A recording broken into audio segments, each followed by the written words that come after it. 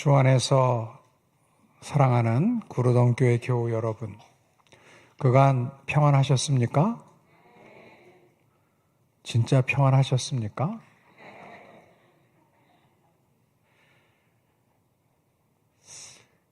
지난 3년을 평안하셨느냐 물었는데 평안하시다 그 답을 하는 모습을 교회 밖에 있는 분들이 봤다면 뭐라 그러겠습니까?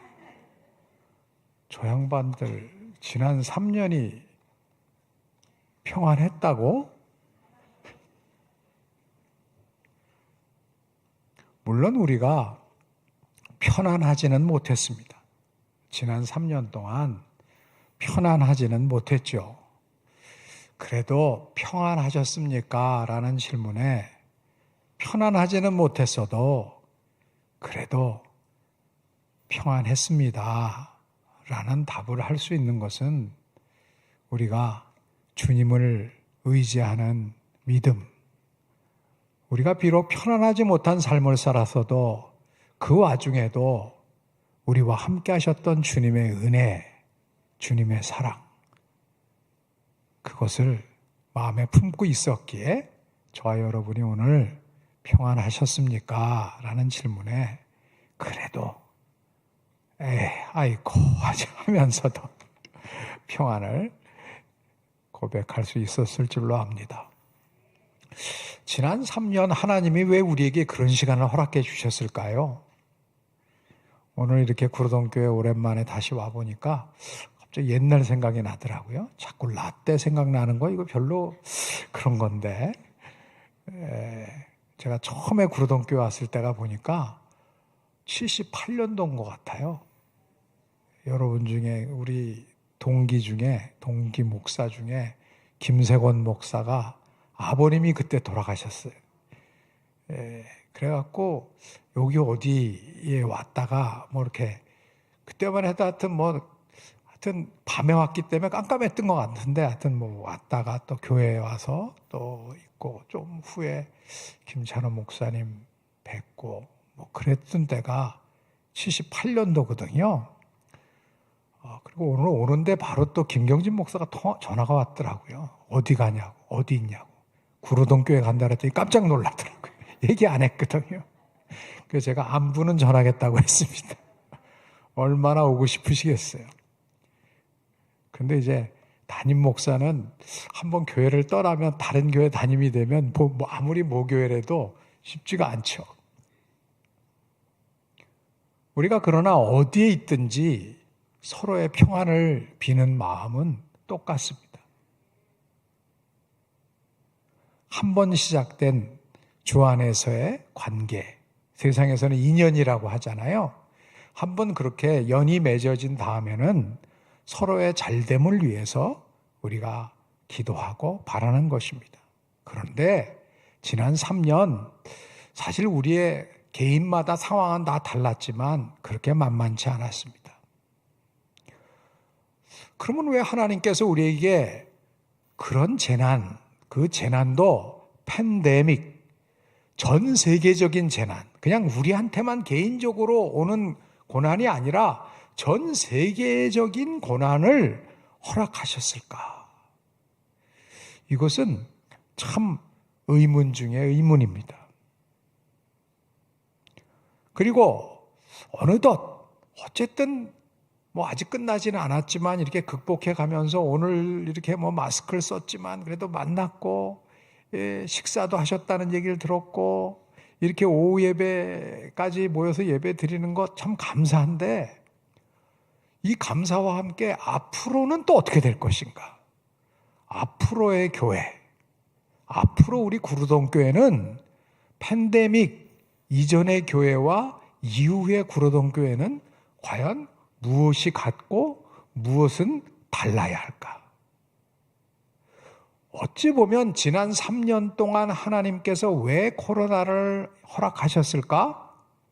우리는 원치 않았지만 그런 3년의 기간이 우리에게 주어진 것은 여러 가지 뜻이 있으시겠지만 분명한 것 하나는 앞으로 지금 이후에 우리의 삶이 제대로 신앙인다운 신앙인, 교회다운 교회가 되어야 한다는 강력한 경고가 아닐까? 하나님께서 주시는 하나의 강력한 예시, 경고라고 저는 생각이 들어졌습니다. 왜냐하면 바로 이러한 이유에서였습니다. 저 개인적으로는 이랬어요.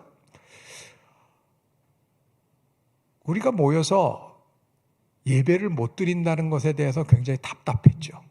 어느 날은 교회도 못 나왔잖아요. 교회도 못 나오고 온라인으로만 예배를 드려야 되고, 그래서 어떤 분들은 야, 그게 예배냐, 우리 모여서 예배 드려야지, 나름대로 불평도 하고 화도 나고 좌절하기도 했어요. 그래서 오늘 이렇게 예배 드려보니까 너무 좋잖아요. 오늘 성가대 찬양을 딱 들으니까 야, 너무 좋죠. 성가대 찬양도 잘해야 돼요. 왜냐하면 이렇게 모였는데 좋으니까 더 좋지. 근데 집에서 그냥 온라인 예배 드릴 때 그 느꼈지 못했던 것들이 여기 와보니까 확 더 느껴지니까 야, 교회 가야 되겠다. 이런 마음을 줄 수 있는 것은 뭐냐? 현장 예배가 더 살아있어야 되는 거예요. 그러니까 성가대가 무지하게 중요한 거예요. 그런데 제가 가만히 보니까 막 예배 못 드리고 그런 것이 안타까우면서도, 그러면 그 전에는 어땠나? 마음대로 3년 전에 마음대로 예배 드렸을 때, 2020년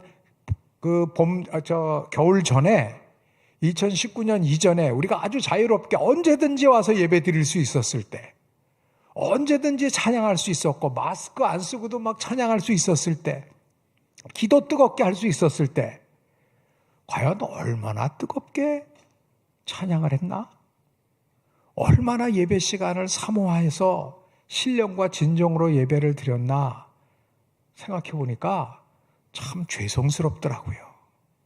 명색이 목사요, 신학교 교수인 저도 반성을 해보니까 주일날 되면 그냥 예배 드리러 가는 날, 그래서 시간 되면 와서 앉아서 그냥 별 감동 없이 예배를 드렸던 날이 너무도 많았던 것 같아요. 내 옆에 앉아있는 자매와 형제가 얼마나 귀한지도 모르고 그냥 뭐 또 오셨구만, 그냥 이렇게 인사, 때로는 모르는 사람처럼 되면 그리고 지냈던 것, 같이 만나서 교제하고 함께 식사하고 그랬던 것 자체가 은혜 중에 은혜요, 복 중에 복이었구나 라는 사실을 우리가 망각하고 그냥 매일매일 만나는 사람에 대한 감사도 없고 감격도 없었던 것도 참 주님 앞에 죄송했습니다. 여러분은 어떠셨어요? 저는 보니까 코로나19라고 하는 것은, 그래서 우리가 제대로 예배도 못 드렸던 것, 그래서 우리가 제대로 교제도 못했던 것, 그래서 우리가 제대로 봉사도 못했던 것, 그래서 우리가 선교도 제대로 못했던 것, 그 시간이 2년, 3년이 아깝지만 사실 그런 게 없었다면 아마 우리가 예전과 똑같이 그냥 맨날 예배 드리나 보다, 그냥 교제하나 보다, 그냥 봉사하나 보다, 그냥 선교하지 뭐, 그렇게 일생이 갔을지도 모르겠다라고 하는 위기감이 들었습니다.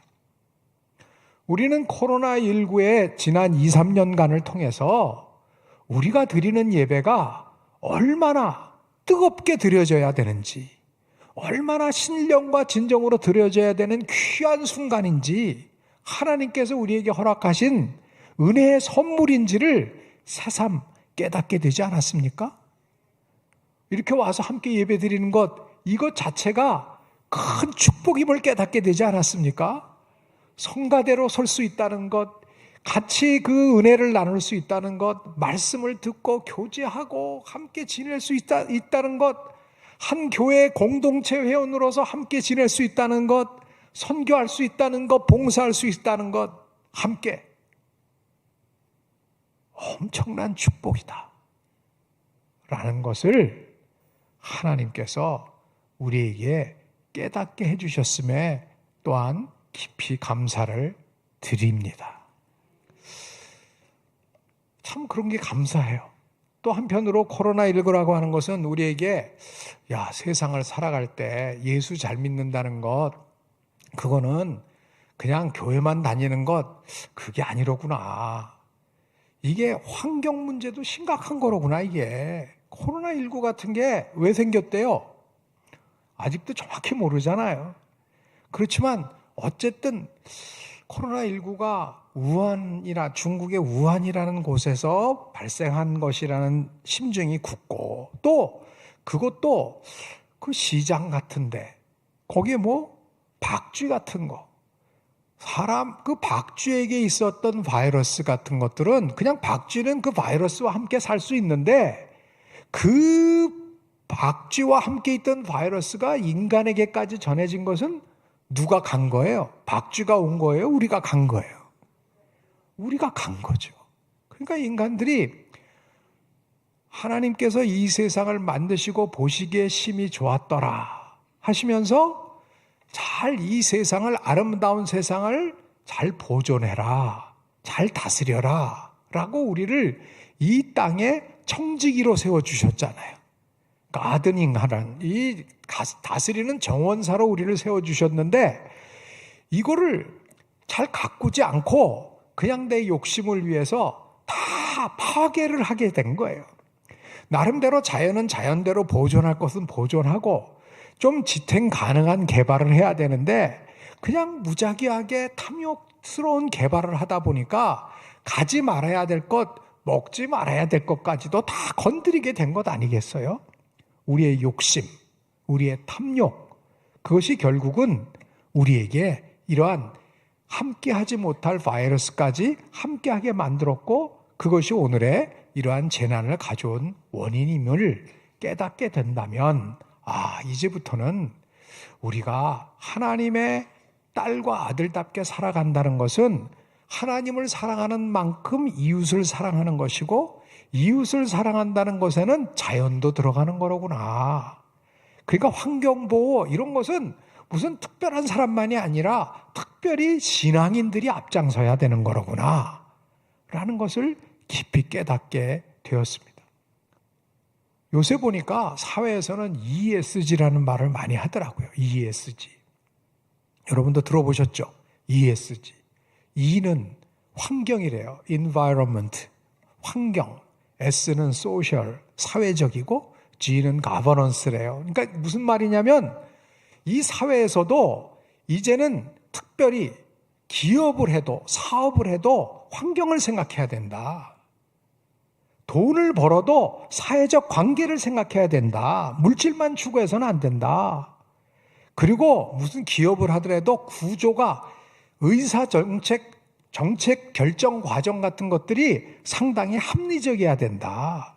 그냥 한두 사람의 마음대로 하는 그런 의사정책 결정 과정을 가진 기업은 우린 상대 안 하겠어. 그 ESG를 누가 주도하고 있느냐면 놀랍게도 사회운동하는 분들이 아니에요. 무슨 사회를 바르게 합시다 이런 분들이 그 앞장서지 않았더라고요. 처음에 그런 얘기를 많이 하는 분들은 이 투자하는 분들이에요. 돈을 가지고 우리가 어떤 기업에 도와주겠다, 어떤 기업을 투자하겠다 하는 그런 분들이 오히려 ESG라는 것을 기준으로 삼아서 그런 걸 하는 나라, 그런 걸 하는 기업에 뭔가 투자를 더 하고 그런 기업의 물건을 앞으로는 사겠다. 이런 식의 사회 변화가 일어나고 있단 말이에요. 여러분 놀랍지 않아요? 그렇게 얘기한다면 이런 ESG, 환경을 생각하고 이웃을 생각하고 의사정책 결정 과정, 지배구조 이런 것들을 생각하는 것, 이거는 사실 어디에서 해야 되는 거예요? 원조가 어디예요? 원조가 성경이고 원조가 복음이고 원조가 교회죠. 그런데 세상이 앞장서고 있어요. 이런 것들을. 놀라운 일 아니에요, 여러분? 어찌 보면 우리가 코로나19라고 하는 지난 3년의 어려운 시간을 겪지 않았으면 이런 생각들을 아마 더 늦게 했을 거예요. 더 늦게 했을 거예요. 그러니까 앞으로 코로나19 이후의 삶은 이른바 뉴노멀이라고 하는 세상이라고 하잖아요. 만만한 세상이 아니에요. 만만한 세상이 아니에요. 어찌 보면 제일 위협적이에요. 저는 학교를 섬기면서 참 어려워요. 이제 내년이 은퇴거든요. 저도 참 다행이라고 생각합니다. 왜냐하면 솔직히 자신이 없었어요. 더 좋은 선생이 되는 게 쉬운 게 아니에요. 여러분, 지금까지는 선생이 선생이에요. 예? 선생. 무슨 뜻입니까? 선. 먼저 태어난 사람이 가르치는 거예요. 선생이에요. 왜? 먼저 태어난 사람이 뭐가 많아요? 경험이 많아요. 경험이 많은 것을 지혜라고 여겼단 말이에요. 그러니까 많이 산 사람들을 존경하고 장유유서의 문화도 생기고, 그래서 왜 장유유서가 생겼느냐? 우리는 장유유서의 문화가 강하잖아요, 여러분. 우리 한국 분들은 만나면 주로 뭐 물어요? 처음에 만난 사람끼리. 그래도 다짜고짜 그러지는 않죠. 식사하셨냐고 묻죠. 식사하셨습니까? 처음 만난 사람끼리 얘기하다가 우리는 다짜고짜 밥 먹었냐고 묻고, 그 다음에 직방으로 묻는 게 뭐예요? 나이를 묻는다면 나이. 연세가 어떻게 되십니까? 나이가 어떻게 되십니까? 누가 물어요? 주로 물을 때 누가 물어요? 많은 분이 묻죠. 왜? 잡겠다는 거예요. 질서를 잡겠다는 거예요, 이게. 그러니까 그리스도 안에서 형제 자매라고 하면서도 솔직히 말해서 내가 형이지, 내가 언니지, 몇 살이야? 이게 우리한테 배어 있는 거예요. 여기서 우리라 하면 기성세대를 얘기하는 거예요. 기성세대. 그러니까 우리들은 자꾸 우리라고 하는데 하여튼 예배에 참석한 분들이 굉장히 30대가 많으시지만 하여튼 다 대부분 한국 사람들은 장유유서의 문화에 익숙해 있어요. 특별히 젊은 분들도 마찬가지예요. 젊은 사람은 다른가? 안 그래요. 젊은 사람들은 학번을 물어요. 학번을 묻거든요. 다 뭔가 장유유서의 문화에서 우리는 자유롭지 않아요. 서양 사람들은 그렇지 않아요. 물론 서양 사람들도 나이에 관심이 있어요. 그렇지만 나중에 물어요. 아주 친해진 다음에. 아주 친해진 다음에 묻는데 우리는 그냥 다짜고짜 물어요. 그게 우리 사회의 기본 질서를 유지하는 하나의 문화였단 말이에요. 그런데 그 질서가 장유유서라는 게 유지될 수 있었던 기본에는 나이 많은 사람들이 경험이 많고 경험이 많은 사람은 지식과 지혜가 있다. 예지와 예견의 능력이 있다는 면에서 권위가 있었던 거예요.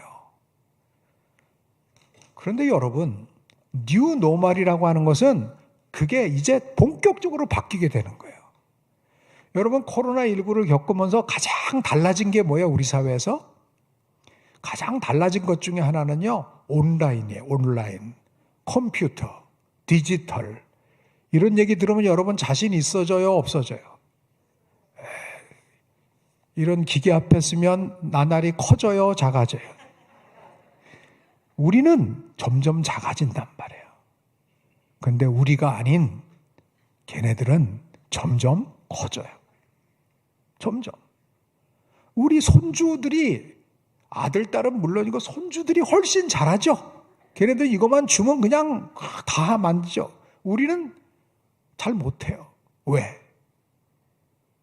못하는 이유는 여러 가지 있지만 하면 망가질까 봐.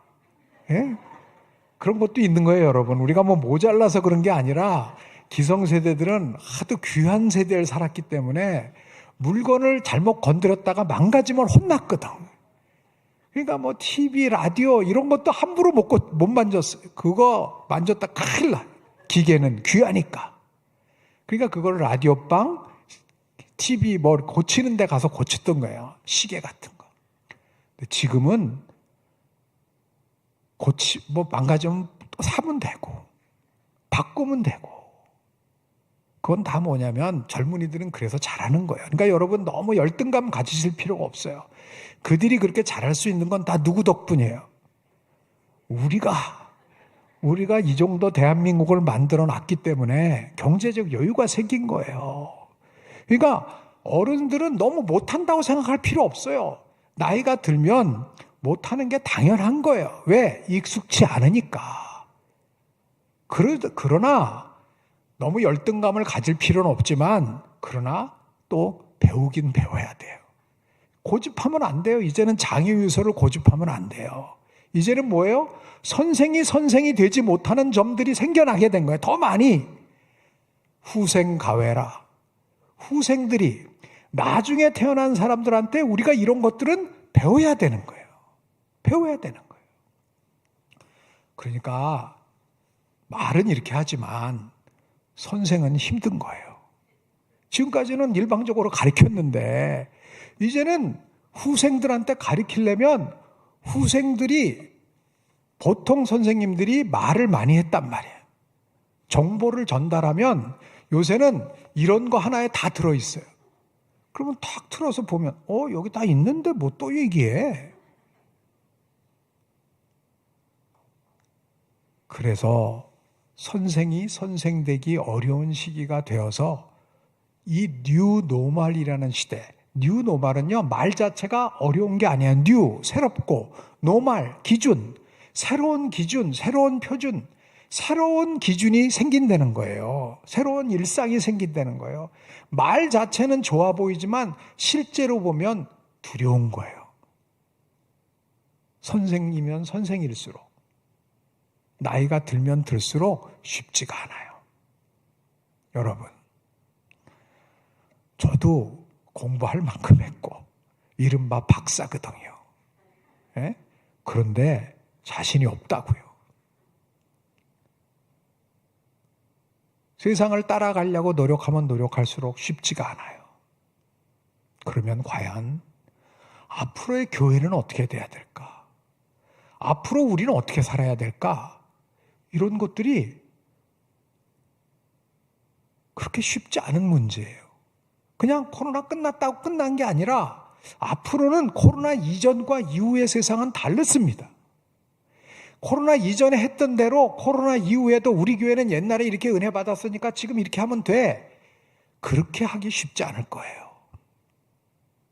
얘기 들어보니까 코로나 끝나면 교인들이 다 돌아온다. 우리는 코로나가 끝나면 이제 모든 교인들이 복귀해서 훨씬 더 좋은 교회가 될 거다. 라고 생각하는 교회는 100교회가 있다면 14개 교회밖에 안 되더라고요. 본인들이 예상하기에. 85개 정도 되는 교회들은 자신이 없어요.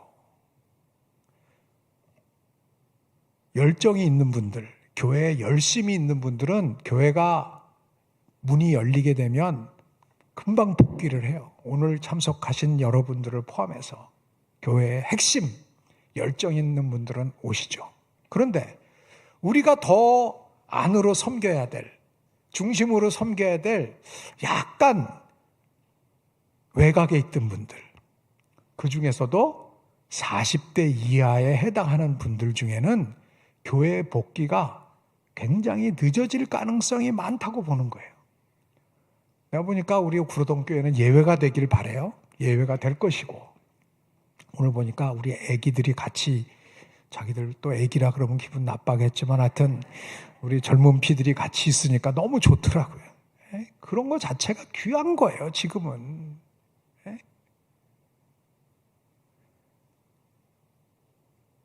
대부분의 교회들이 쉽지가 않을 거다. 왜? 온라인 예배 드려보니까 괜찮거든요. 뭐 옷 갈아입고 뭐 애들 데리고 막 이렇게 힘들었는데 이거 뭐 예배만 딱 드려주고 그다음에 뭐 딴 거 할 수 있고 너무 좋다.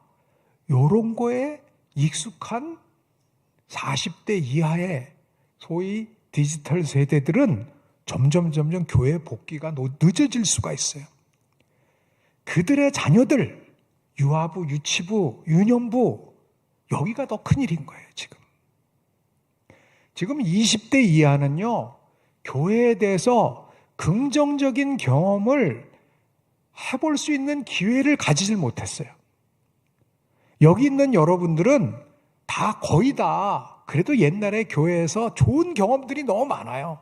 최근에는 한국교회가 사방으로부터 우겨쌈을 당하고 이런 소리 저런 소리도 듣고 또 우리가 그럴 만한 일을 해서 참 난감하지만, 그러나 우리가 어렸을 때 이 구로동교회가 여기 오늘에 이르기까지 그 목사님들 또 우리 교우들이 우리에게 베풀어줬던 사랑, 우리가 서로 나눴던 그 사랑의 추억, 하나님께 받았던 은혜, 이런 걸 기억하면서 우리가 있는 거 아니에요? 그런데 지금 20대 이하들은, 20대 이하 세대는 자라면서 교회가 자랑스러워 본 적이 별로 없는 거예요. 교회 들어와서 은혜 받아본 경험도 별로 없어요. 그렇기 때문에 참 심각한 상황입니다. 과연 우리는 어떤 것들을 이어가야 되고 어떤 것들은 바꿔야 될까? 저는 가장 요사이 저에게 숙제는 이런 거예요. 이러다가 이제 하늘나라 가잖아요. 우리가 굉장히 나중에 가겠지만 하여튼 하늘나라 가면 하나님이 그러실 것 같아요. 야, 어땠냐? 너 대한민국에 보내줬는데 그 땅에서의 삶이 어땠어? 얘기해봐. 그러면 그럴 것 같아요. 여러분은 뭐라고 말씀하실 것 같아요? 하나님 앞에 가면. 저는 이렇게 얘기할 것 같아요.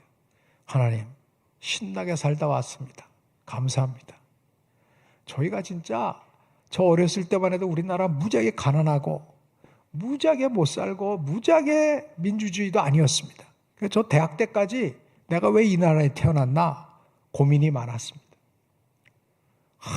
저 미국, 독일, 불란서 이런 나라들은 다 민주주의도 하고 부자인데 왜 우리는 맨날 이렇게 데모만 해야 되고 이렇게 가난하고 외국도 못 나가고 이런 나라에 살아야 됩니까? 남한테 도움만 받아야 됩니까? 이런 마음이 저한테 있었거든요. 하필이면 왜 이런 나라에 태어났습니까?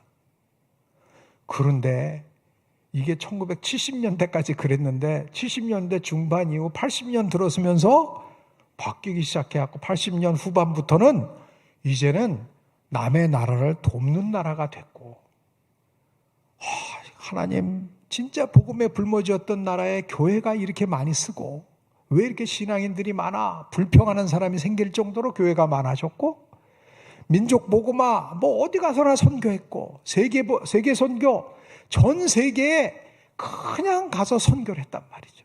우리 구로동교회도 보니까 해외 선교를 열심히 하시던데, 해외 선교 가보면요 진짜 없는 데가 없어요. 제가 섬기는 장신대만 해도 동문들을 보니까 100개국에 한 1,400명 이상 나가 있더라고요. 제가 미국 프린스턴 신학교 이사인데요. 왜 저를 이사로 초청을 했나 봤더니 딴 거 아니에요. 미국 교회가 전 세계에 선교를 했지만 열매를 제대로 거둔 나라가 별로 없어요. 열심히 자기들을 하느라고 했지만 욕만 먹었어요. 이 미국 자기들 잘 먹고 잘 살라고 우리 이용한 거 아니야? 이런 소리 욕 먹는데, 그리고 교회도 별로 크지 못했는데 그래도 교회가 엄청나게 부흥을 했고, 그래도 미국과의 관계가 좋은 나라 전 세계에 별로 없어요. 그 중에도 대한민국의 교회가 미국 교회가 지금까지 한 선교 역사 중에 가장 그래도 자랑스러운 역사인 거예요. 그런데 그 한국 교회가랑 같이 이제 제가 이렇게 해외 회의를 하러 나가보니까 아프리카를 가도, 저 아프리카 카메룬에 가도 밤 9시까지 회의하다가 딱 나오면 한국 선교사들이 다 와 있어요. 우리 동문들이. 그러면 또 가야 돼.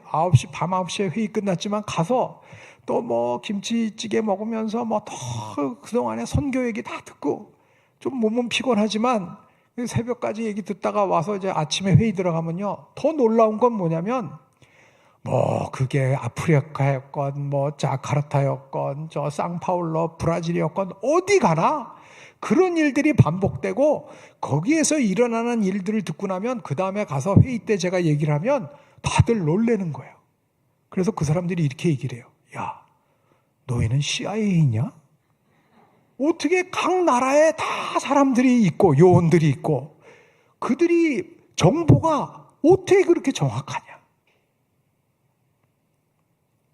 이런 일들 하나님이 저희 생전에다 허락하신 거예요.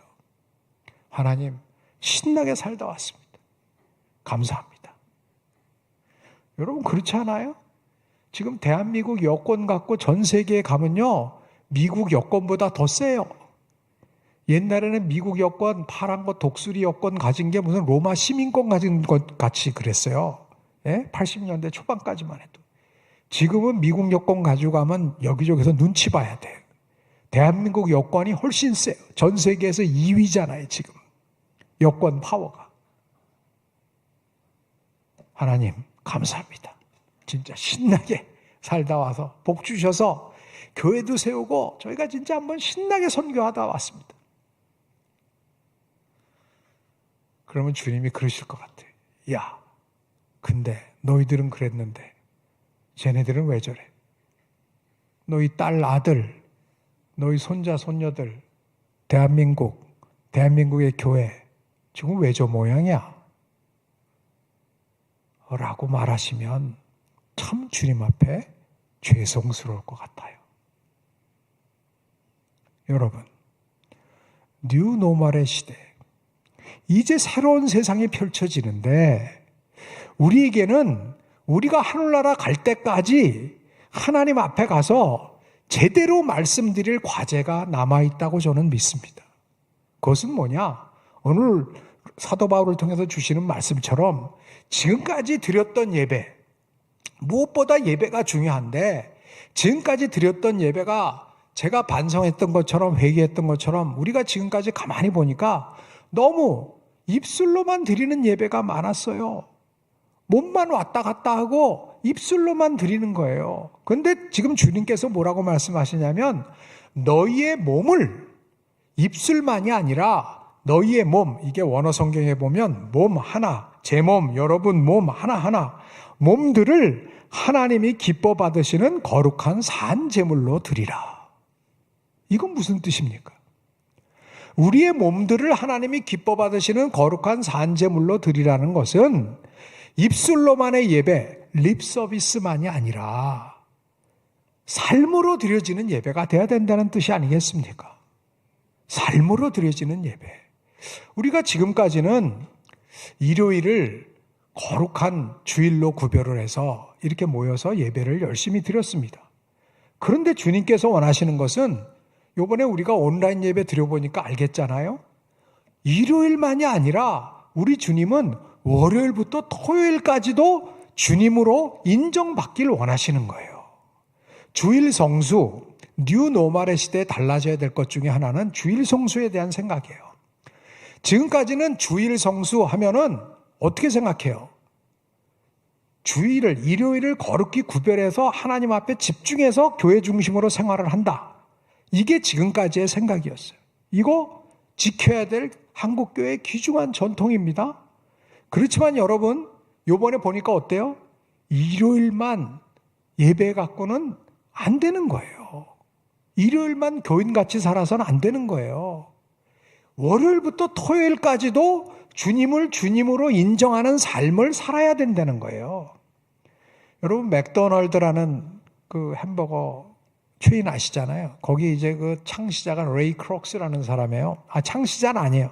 원래 맥도날드 형제가 그 맥도날드 햄버거 가게를 했대요. 근데 그분들은 햄버거만 잘 만드는 거예요. 근데 이 레이 크록스라는 사람은 이 외판원 하던 분이에요. 마케팅을 하던 외판원, 영업사원이었는데 가만히 보니까 왜 그거를 한 군데서만 해? 요걸 프랜차이즈로 하면은 돈 벌 텐데 그래갖고 그거를 자기가 인수해갖고 결국은 맥도날드 형제 이름만 그냥 하고 진짜 돈은 본인이 번 거예요. 맥도날드 회사를 이제 그 확장시켰어요. 근데 이 사람이 크리스찬이었어요. 근데 이 사람 얘기를 보니까 자기가 그래요. 자기에게는 가정이 하나님이 넘버원, 두 번째가 가정, 세 번째가 맥도날드다. 이렇게 얘기를 했어요. 근데 조건이 있어요. 조건. 그거는 썬데이. 주일날만 그런 거고 먼데이, 월요일부터는 거꾸로다. 거꾸로. 회사가 1등, 나머지 이렇게 되는 거다. 그래서 어떤 분들은 비둘기같이 순결하게 살고 뱀같이 지혜롭게 살라는 말씀을 그런 원칙에 따라서 세상에 나가서는 뱀같이 지혜롭게 살고 교회 와서는 비둘기같이 순결하게 산다는 이분법적인 생각을 가지고 생활하는 수가 있어요. 지금까지 한국 교회가 주일 성수를 강조하면서도 월요일부터 토요일까지는 신앙적으로 사는 일상의 영성, 삶의 신앙에 대해서는 강조를 못 해왔던 거예요. 여러분, 이제 뉴노멀 시대는 우리가 제대로 몸을 하나님께서 기뻐 받으시는 거룩한 산제물로 드린다는 얘기는 입술만이 아니라 일요일만이 아니라 월요일부터 토요일까지도 하나님이 인정하는 삶을 살도록 애써야 된다는 것을 의미하는 것입니다. 또한 예배당 안에 모여서 이렇게 우리가 예배를 잘 드리는 것도 매우 매우 중요하지만 몸으로 하나님이 기뻐 받으시는 산제물로 드려진다는 것은 예배당 안에서만의 예배가 아니라 가정과 일터와 지역사회에서도 우리가 신앙인답게 살아가는 것, 그것이 바로 몸으로 산제물을 드리는 예배인 줄로 믿습니다. 이것을 성경은 영적 예배라 했어요. 영적 예배. 여러분, 보통 우리가 영적이다 그러면은 방언을 하고 막 입신하고 뭐 신비한 얘기만 하는 것을 우리가 영적이라고 얘기하기가 쉽잖아요. 물론 그런 것도 영적인, 초월적인 면도 영적인 것이지만 그거보다 더 포괄적인 것은 영적이라는 것은 실제로 입술만이 아니라 삶으로 일요일만이 아니라 월요일부터 토요일까지도 예배당 안에서뿐만 아니라 가정과 일터와 지역사회에서도 신앙인답게 살아가는 것임을 우리는 분명히 해야 될 줄로 믿습니다. 사랑하는 구로동교회 교우 여러분, 이제 이른바 뉴노멀의 시대 우리가 어떻게 살아야 하겠습니까? 오늘 우리가 특별히 재직 헌신 예배로 모입니다. 앞으로 우리 구로동교회는 어떠한 헌신을 하는 교회, 어떠한 헌신을 하는 재직이 되어야 하겠습니까? 예전과 같이 계속되어야 될 점들이 있어요. 옛날과 같이 우리가 주일날 거룩히 여기고 예배 열심히 드리고 주일 성수하면서 예배당 중심으로 살아가는 것 매우 매우 중요합니다. 그렇지만 이제 뉴노멀의 시대는 더 힘써야 될 게 있어요. 입술만이 아니라 삶으로, 일요일만이 아니라 월요일부터 토요일까지도 예배당 안에서뿐만 아니라 가정과 일터와 지역사회에서도 또 이렇게 오프라인에서뿐만 아니라 온라인에서도 서로 교제하고 만나고 하나가 되는, 그래서 영적 예배를 드리는 저와 여러분이 되기를 간절히 원합니다. 특별히 이것을 위해서는 세대 간에 소통이 있고 화합이 있어야 돼요. 교류가 있어야 돼요. 온라인은 누가 더 잘한다고요? 후생들이 훨씬 잘하세요. 그래서 우리 선생들이 후생들한테 배워야 돼요. 배워야 돼요. 그리고 이 교회가 있기까지 헌신한 분들은 누구예요? 선생들이에요. 그래서 후생들은 선생들의 역사를 존중하고 또 그분들에게 그 역사와 헌신을 배우려고 애써야 될 줄로 믿습니다. 이렇게 해서 하나님께서 우리를 하나 되게 만들어서 결국 이 구로동 교회가 더욱더 교회다운 교회로 우뚝 서서 뉴노멀의 시대 갈피를 알지 못하고 방황하는 이 세대에 희망이 되는 여러분이 되시고 우리 구로동 교회가 되고 또 이 구로동 교회를 이끌어가는 우리 재직들로 우뚝 서시기를 다시 한번 바라는 바입니다. 이러한 역사가 우리를 통해서 이루어지기를 바라며 하나님께 우리의 헌신을 드리고 하나님께 다시 한번 재헌신하는 저와 여러분 되기를 간절히 원합니다.